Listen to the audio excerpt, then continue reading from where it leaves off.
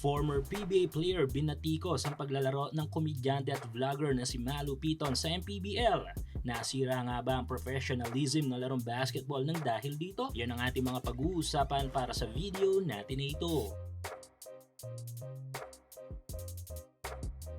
So matapos ang biglang pag-ingay literal ng pangalan ng komedyanteng vlogger sa Philippine basketball scene sa nakarang taon dahil nga sa hindi inaasahang moment na ito ay bumalik muli si Joel Ravanera o mas kilala sa tawag na Malu Piton sa Maharlika Basketball League o MPBL at sa pagkakataong ito ay hindi bilang spectator o guest kundi bilang isang player. Yes, binigyan ng spot ng mismong owner ng team ng Binyan si Malu Piton para lumaro this 2026 MPBL preseason. At sa debut game nito ay literal na kinabog nito ang MPBL crowd. Halfway mark ng first period nang ipasok sa game si Malu Piton. Dito ay makikita ang fearless na pagkikipagbuno nito sa mga pro players. Though alam naman natin ang pinagkaiba ng pro basketball player at sa mga hindi ay binigay pa rin ni Malu Piton ang kanyang makakaya upang maipakita kahit papano na may alam din ito sa larong basketball. Though nakakuha ng mga disenteng mga minuto si Joel sa game with 9 minutes and 42 seconds ay hindi naman ganoon kaganda ang mga figures na naikamatan nito sa stat sheet kung saan ay nagtala lamang ito ng 1 point na nagmula pa sa kanyang 3 free throw. Ang matindi pa nga dito ay meron itong 4 na foul at isang turnover. Pero ganun pa man ay napasaya ni Malu Piton ng lahat ng crowd na tila nga naging malaking entertainment ang game na ito. Mula sa entrada nito bilang karakter nito sa kanilang mga vlogs ay hanggang dito sa mga game mismo. Pero kung maraming natuwang mga basketball fans dito ay mayroon namang mga ilang pro basketball player ang nagalit at nadismaya sa ginawang ito ng MPBL. Suportahan ang inyong paboritong team sa PBA, NBA at MPBL o kahit pa nga sa mga overseas league. Full details sa comment section. At isa nga dito ay ang 3-time PBA champion, PBA Finals MVP na si Mr. Cool, Jerry Esplana. Tila nga nawala ang cool ni Mr. Cool nang ibigay nito sa isang interview ang kanyang reaksyon sa pagpapalaro dito kay Joel ng isang pro basketball league kahit pa nga